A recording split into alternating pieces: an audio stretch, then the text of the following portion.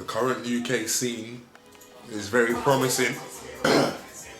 Also, there's a lot of new stars coming from my side of the UK scene.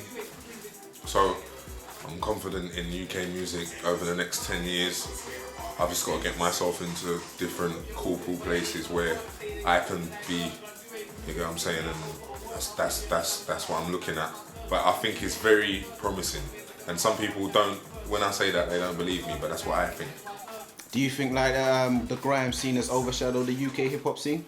Yeah, definitely. It did the day it started. But guess what? What the UK hip hop scene is still good. I listen to them.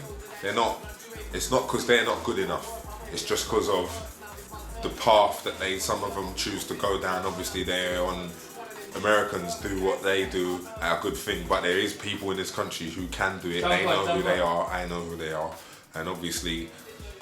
They can make albums and I will listen to their songs and I will like it, bro. And they can do videos and I will like it. So it's not that they're not big, but it's just that there's in this scene, the grime stuff. There's more kids. There's more people who want to do it, and obviously that's the overshadow there. That there's more people who really want to do it, and obviously kids these days they try hip hop as well. Can an MC be held responsible for the actions of their listener? They can't be held. An MC cannot be held for their actions, responsible for their actions, sorry. But if someone takes on board what an MC has said, then you can question that, and you'll start saying, well, because you said it, now that person thinks they're gonna go, and that's all just a long road that is long. Obviously, I just advise people to bring up your kids the best way you can and hope that they're not stupid enough to just take on board stuff. I don't know what else to say because I've got 2 children and I'm going to try and make sure that they don't just follow what's being said. And if they do, then that might have been their choice. And then everyone's their own person. Like a lot of people are saying grime's dead. What's your opinions on that? Yeah, because do you know what? That's a good thing to say. Because if you say grime's dead, everyone will think, oh, is grime dead? Some people who know it ain't dead will say, no, it's not dead. Some people will go along and think, yeah, it is dead. And in that case, that will flush out all the people who shouldn't even be there. And then the people who should be there will remain. So when I look at them Grime's Dead t-shirts, sometimes I think, yeah, it's dead. Grime's so dead, that's not dead. You get what I'm trying to say? Like a reverse situation to make everyone say Grime's dead. And in actual fact, people turn around and say, well, it's not dead because Ghetto's got this tune and Skepta's got this tune and they got album and and JME and you get what I'm trying to say? It makes people go the other way. So what about all this beef in the game? Is that healthy? That's not helping. It happens though. It happened in the 1700s, 1800s, 1900s. It happened. Swords and shields. I don't know what else to do except just be born in this time and live. And whatever happens, happens. I don't want to die. I don't want to kill anyone.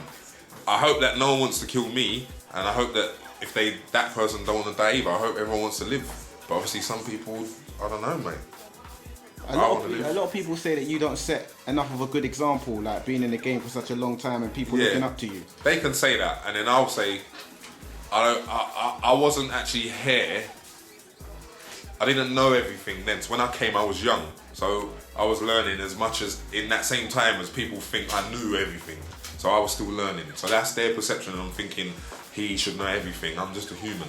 And obviously I've lived life.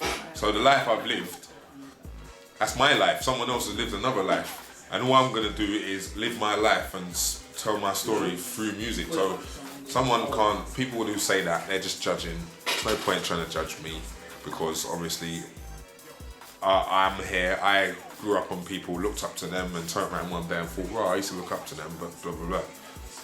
Everyone does it. So my advice is, kids, don't look up to no one.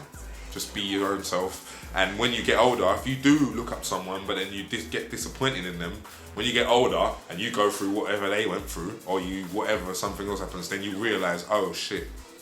You know what I'm saying? Well, when you say that's a problem in the UK scene at the moment, no, the artists ain't got no one to look up to, therefore, as a blueprint. Yeah, well, they got Kano, set quite good. They got Dizzy, set quite good. They got a few people who set good examples, but it's not for them. Don't watch that person's example because that's them.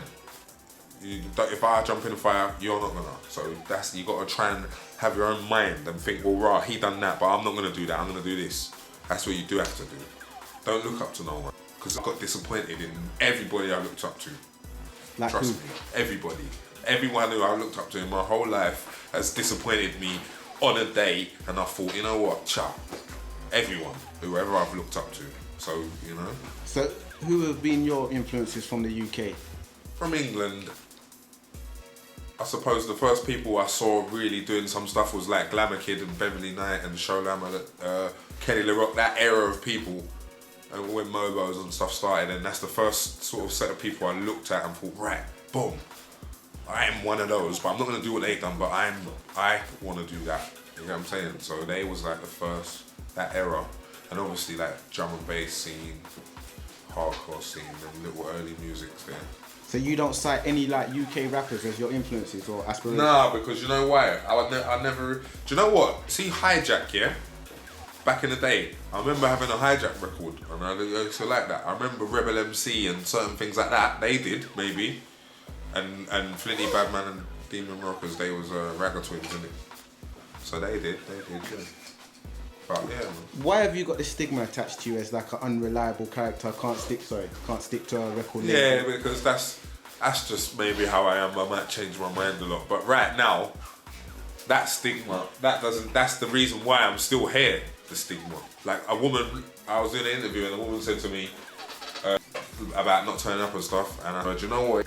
I do want to turn up. I do want to, but sometimes life occurs. And she said to me, no, don't worry. The elusiveness of blah, blah, blah, and the way you da-da-da, we love it, da-da-da. And I thought, well, here we go. So it's the stigma of it is reversed. And naturally, if I was to start turning up, people would think, oh, but he's turning up. You know what I mean? Like the two ends of the thing. And like 5 people said that to me. You didn't know. And I think, I'm gonna turn up anyway, because every time I turn up, if I'm getting paid, why do I not want to turn up? But do you think maybe that you're not in a position that you deserve? You maybe sign to a major label, set an example for a lot of MCs coming through, and maybe like have a lot more money in the bank? Yeah, maybe. But again, life occurs. And then I'm not too old to not achieve none of them stuff that you've just mentioned. So I just think, alright, safe.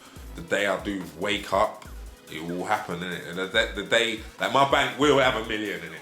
And my sister's bank will have $1 million in it. And my mum's bank will have, there'll be millions around me.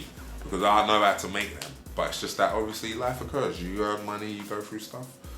Whatever. You gotta get on with it though. That's one good thing I've got inside me. I can get on with it. Whatever's happened, I can get up, walk away and say, right, boom, I'm gonna go do this now. Because I could always have done this now. But I decided to do that. And then now I'm gonna go and do this. It's not too late. So how's Wiley gonna be remembered in UK music history? Yeah, ledge. Definite ledge. Bigger than any ledge for what I do. And then there's other ledges there's gonna be loads of other legends, but I'll be one of them. And not just in England, for the world. Definitely for the world. Because I go around the world and meet people and they can feel my energy that I've got. And that's a good thing. That means that they know I'm not just, like there might be people in their country who can't even do what I can do or they can do. And then they just think, wow, well he can do it, even though he's from there. You know what I'm saying? So that's a good thing. Well, they do recognise. People say you invented grime. How do you feel about that? No, I don't think. I think that I'm an element of the invention of grime. I don't just want to steal it all for myself. There's other people who help towards it. But label me whatever you want because that's what you're gonna do.